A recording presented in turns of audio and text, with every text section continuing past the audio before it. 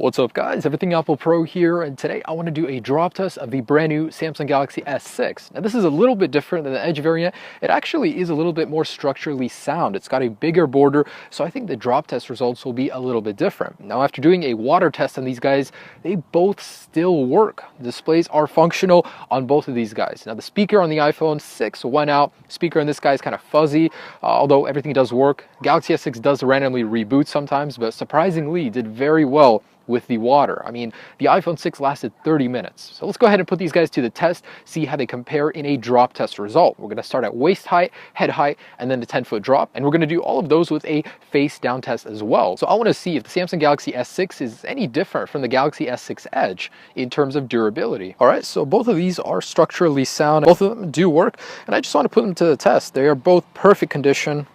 Let's go ahead and see how they do in a drop test comparison. All right, so this is a waist height test. Say you're taking your phone out of your pocket, maybe getting out of your car, and the phone is on your lap and it falls on the ground on its side. Let's go ahead and see how they do waist height. Dropping in 3, 2, 1.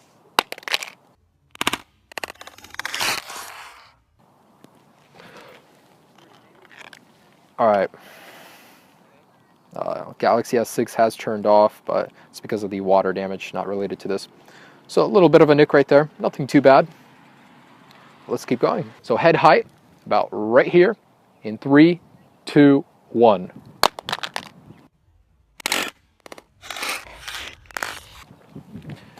All right, so displays are working, so just fine. So they landed perfectly, looks good. So actually, look at the bezel. The iPhone display is coming out a little bit. Let's see if I could pop that in there. Nope. The metal has bent and the screen has come out of the bezel, which is a little bit unfortunate. Galaxy S6 holding up very well. All right, and let's go ahead and go to the 10-foot drop. So I just want to mention, unrelated to the drop test, the display on the iPhone 6 is kind of whack. That's because of the water test we just ran, and it's going pretty crazy. But we're just going to go ahead and see the durability, see if there are any cracks appear on the display, if it's still working. So here we are at the 10-foot drop. I'm going to go ahead and drop these guys, try and get them on their side. I can't do it. Try and do it as best as possible. All right, so here we go in 3, 2, 1. Ooh. Yeah. So looks like where the impact hit, it was exposed on the display. Cracked. It didn't last very much. This guy's faring a little bit better.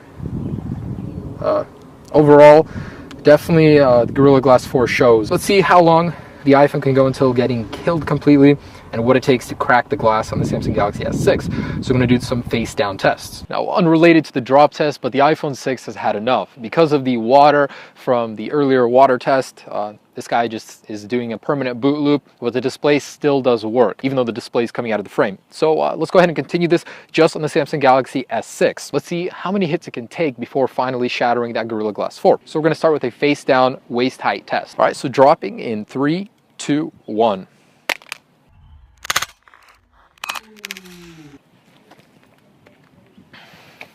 All right, looks good. So let's not waste any time here. Border is looking a little beat up, but overall, completely usable. Surprising how much this can take. It's been submerged in water for 17 minutes, and dropping it still works. Let's continue at the head height. So head height, face down drop test. Again, 3, 2, 1. There we go. Satisfying crunch. Display is still working. That took it very well. Still doing very well. Both the S6 Edge and S6 have survived a head height face down drop test, which is surprising. Let's go ahead and do the same for the rear glass, and we'll finish it up with a 10-foot drop. So here it is in waist height.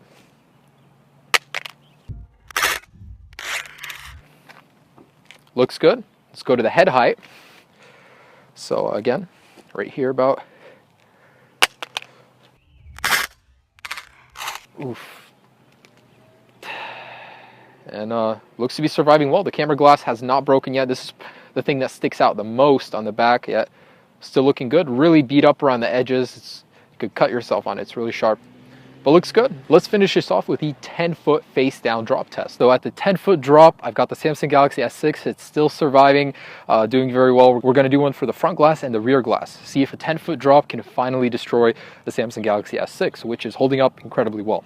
All right, so 10 feet right here. Let's go ahead and drop that in 3, 2, 1.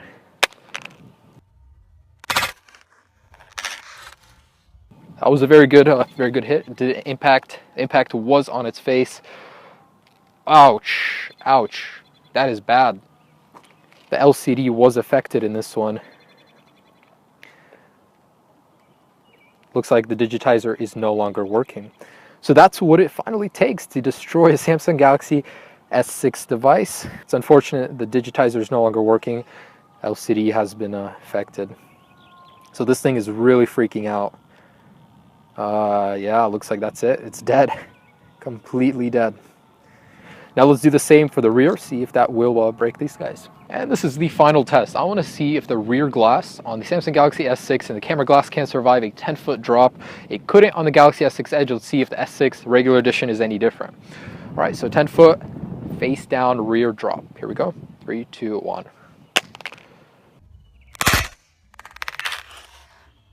Oof. Wow. Nothing. Looks good. The camera glass is intact as well. So that did survive. Now the device is working. I can hear some buttons being pressed, being restarted. Yet the display is just too bad. The damage was too great. And along with water damage, finally killed this guy. But I got to tell you, this thing took a beating before giving up. Now, what this test basically told me is that the Samsung Galaxy S6 will stand up to abuse much better than the iPhone 6. It can manage waist height and head height drops on the side, on the front, and the back, and still remain intact. It's 10 feet where things start to get a little bit iffy. Now, the iPhone, on the other hand, it did a lot better in the water. However, when it comes to dropping it, this thing is just not built with the same material as the Galaxy S6 has that Gorilla Glass 4 that the ion strengthened glass cannot compete with. Overall, though, I am surprised. Both of these phone manufacturers are making phones that are more and more durable every single year, and the Galaxy S6 and iPhone 6 are no exception.